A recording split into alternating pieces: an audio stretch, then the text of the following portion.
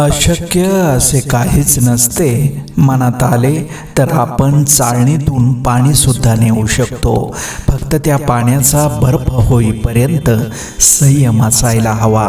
Oxygen असो की माणसाचे विचार, एकदा पातळी खाली आली की धोका वाढतो.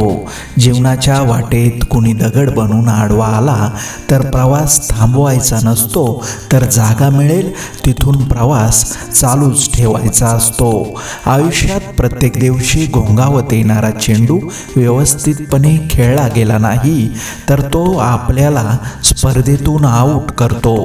माणसांच्या नात्यातील ओलावा हा वाईट प्रसंगाच्या वेळी खरा गारवा देतो. मन समाधानी असलं की छोट्या गोष्टींचे भांडवल करून भरपूर आनंद घेता येतो. एका ठिकाणी वाचलेलं सुंदर वाक्य, घसरलेला पाय तुम्हाला सावरता येईल पण बोललेला शब्द सावरता येणार नाही. जी गोष्ट मनात आहे ती बोलण्याची हिंमत ठेवा आणि जी गोष्ट समोरच्या व्यक्तीच्या मनात आहे ती समजून घेण्याची क्षमता ठेवा. कुत्र्याचे सारे गुण माणसांनी घेतले पण इमानदारी नाही घेतली.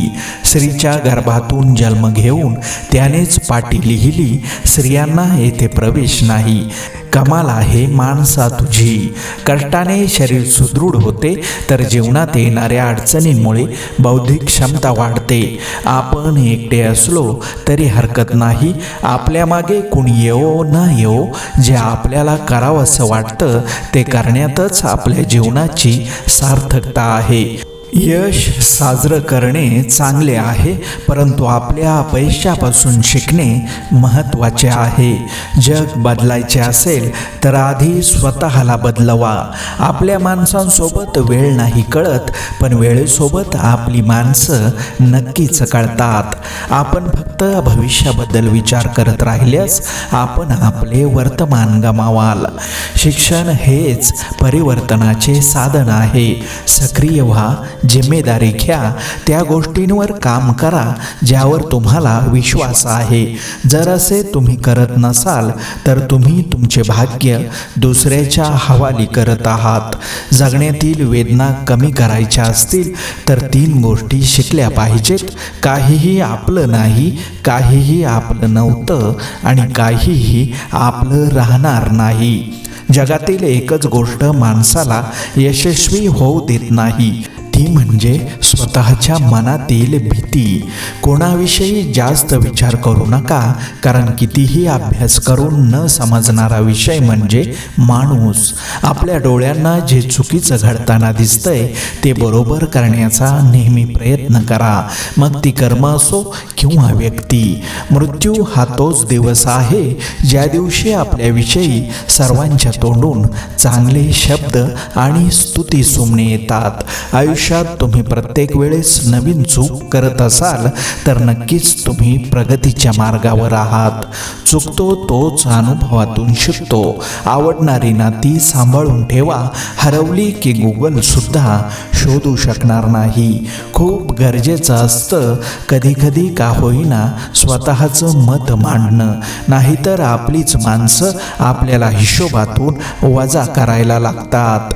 एकमेकांना धीर देणं सुद्धा अत्यावश्यक सेवेतच मोडतं. भीतीपेक्षा मोठा कोणताही व्हायरस नाही आणि हिमतीपेक्षा मोठी कोणतीच लस नाही.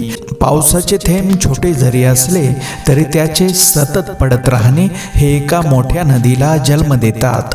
त्याचप्रमाणे रोजचे पाठवलेले छोटे छोटे सुविचार जीवनात मोठे परिवर्तन घडवू शकतात. सूप फुलासारखं असावं जे दररोज उमलत राहावं.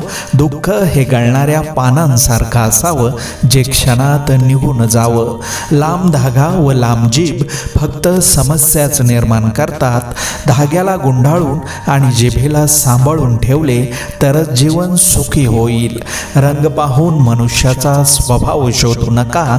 निष्ठावंत आणि चांगले लोक नेहमी साधेपणाने भेटतात. लोकांच्या मतानुसार व सोयीनुसार वागत राहिलं की लोक स्वतःच्या गरजेनुसार बोलतात. आजकालचं ऑनलाईन सत्य. लहान असताना वाटायचं की परीक्षा फक्त शाळेतच असतात. आता समजतंय आयुष्य जगायला पण खूप परीक्षा पास कराव्या लागतात. मन हळवं असावं पण दुबळं नसावं. हळव्या मनास भावना कळतात तर दुबळ्या मनास नेहमी वेदना छळतात.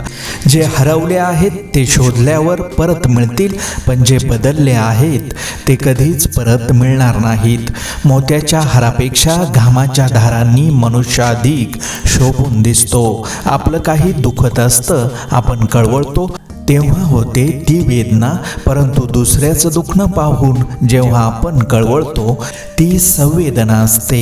माणसाला घागर भरून सुख दिलं आणि एक थेंब दुःखाचा दिला तर माणूस सुखाची नाही दुःखाची चव सांगत बसतो. घागरभर सुखाला विसरून जातो. सुख आणि दुःख आपल्या कर्मानुसार मिळते. याचा गरीब आणि श्रीमंतांशी काहीही संबंध नाही. रडणारा महालातही रडतो आणि हसणारा झोपडीतही असतो.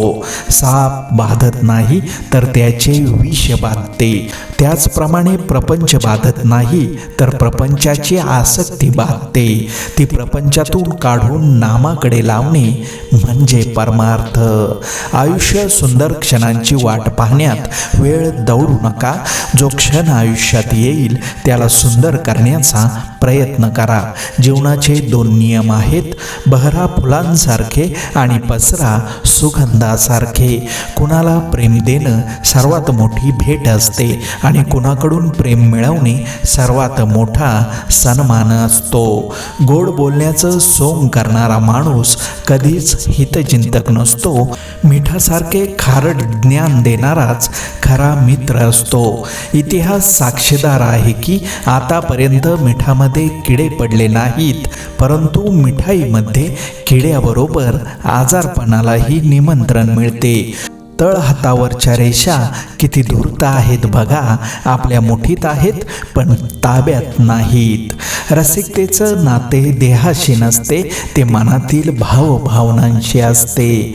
मनुष्य स्वभावतः आपले दोष वाढविण्याचा प्रयत्न करतो, त्यामुळे त्याचे जीवन सुखमय होत नाही.